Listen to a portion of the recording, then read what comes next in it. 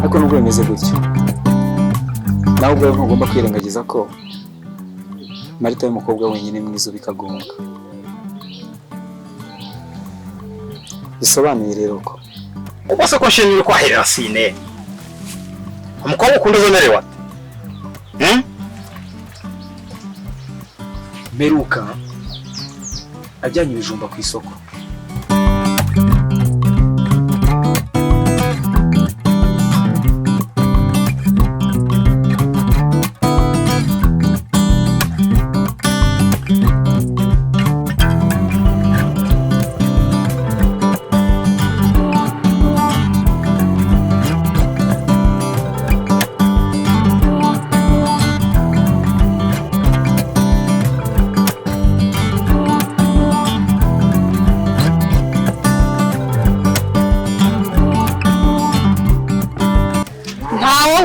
Nta Kamili mwese muri bamwe genda mutimburana.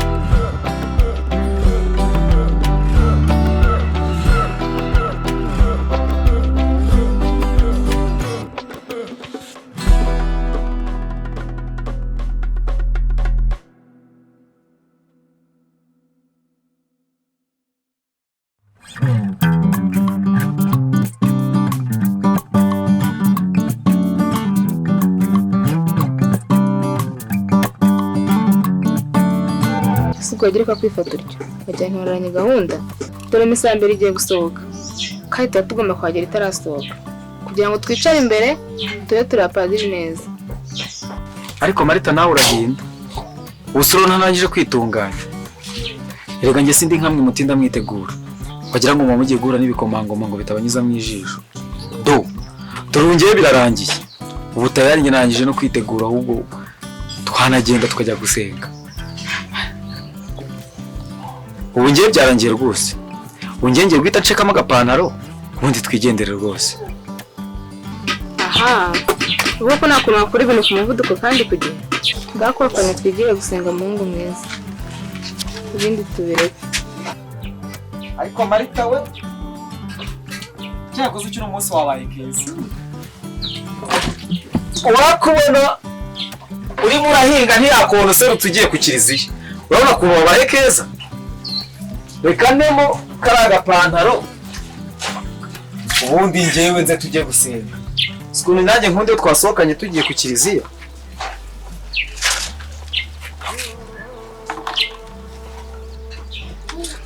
Ariko si ahantu hari undi muntu uhorira? Ibaze nsanze Tabita cya gikota yakibize mu cyumba cye. Se nagendana n'umukobwa mwiza ikagunga ntanisize amavuta we.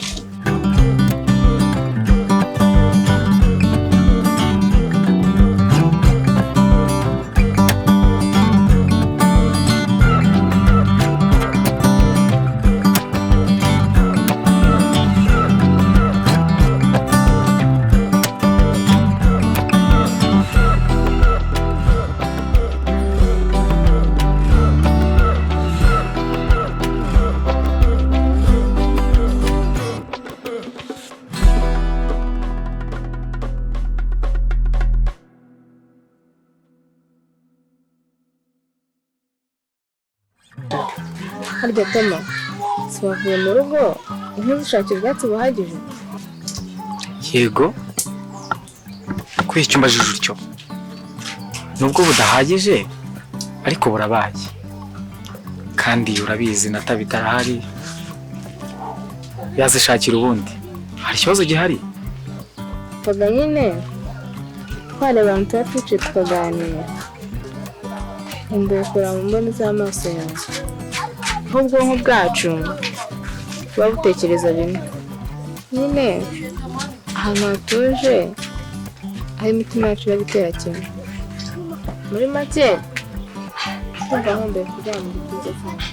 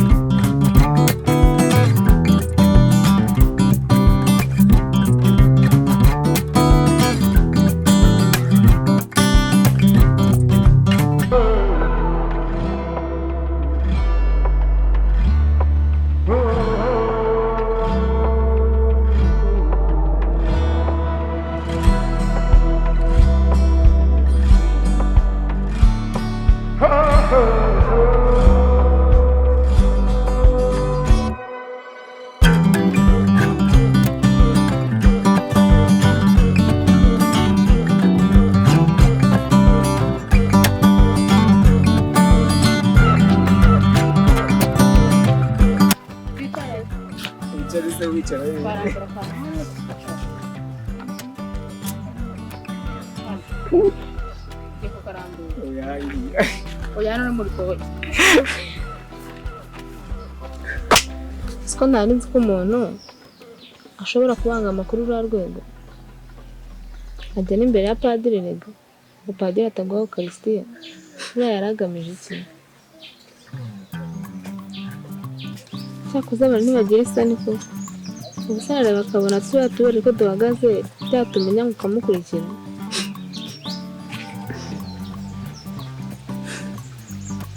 Bijya bibaho sheri, umuntu akikanga uburanga nyamara atari cyo kintu cyadanje akwiriye kwiranga. Gusa nanone ntabwo abahungu bikagunga twakwirengagiza ko Kelly ari mwiza. Ushatse kuvuga iki? Ibyiza biba bigaragara. Gusa nanone ntabwo nakwirengagiza ko ubwiza bwe nacyo ubwacyo ari ikigeragezo kuri we.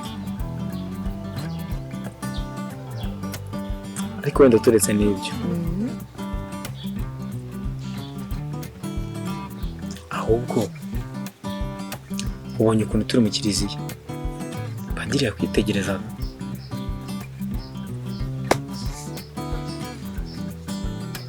Erega buriya numiwe. Ibaze ko burya nkimara kubona ariko kureba nahindukiye ndebe ngira ngo wenda n'undi muntu ari kureba inyuma yacu, nsanga ntawe, nsanga amaso ye ari kwirebera Marita wanjye. Uri mwiza mwana.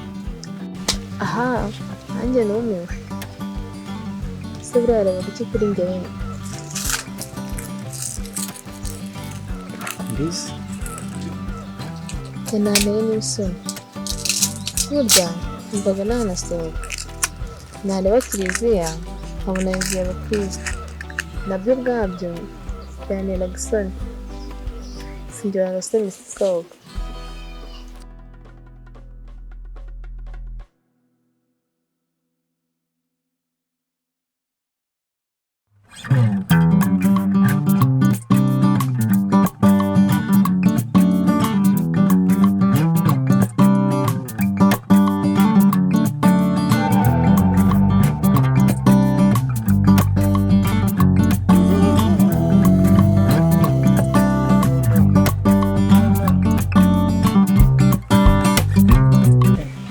Tomasi, urihinde kubera mu gituza cyawe.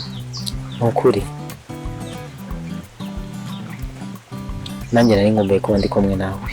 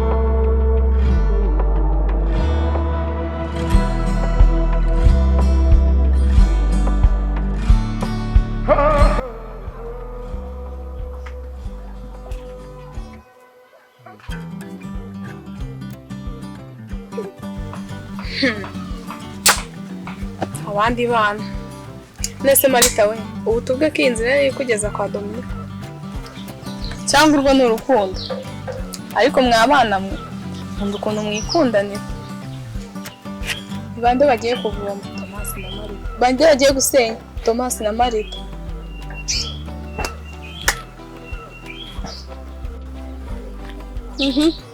Ngaho se Toma ibyo burimo wibombarika.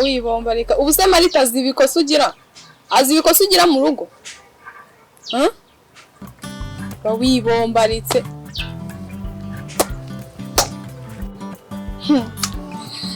Ako Thomas Mana y'u Rwanda, ireba ukuntu uba wibombaritse. Thomas Mana y'u Rwanda, use wahiye. Cyakoze urukundo ni rwiza. Iyo nkubona nyiri kumwe na Marita, nkubonaho umugabo w'ejo hazaza. Ariko Marita, ibaze ko ukunda Thomas akaba umwana.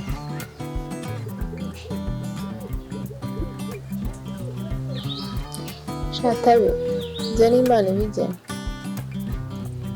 Ariko nubwo bimeze gutyo, nawe ubwawe ntugomba kwirengagiza ko Marita y'umukobwa wenyine mwiza bikagonga. Bisobanuye rero ko umuhungu mwiza ikagonga wa mbere ni Thomas.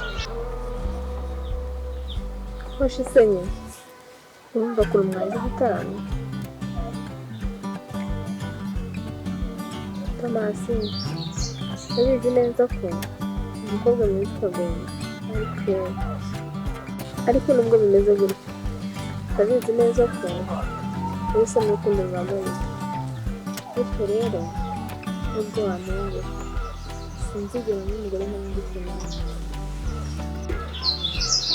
Naho Tabita we ndamwikundira, nkunda kunamutira ku mugabo akamwitaho nka musaza we utaguhebuza.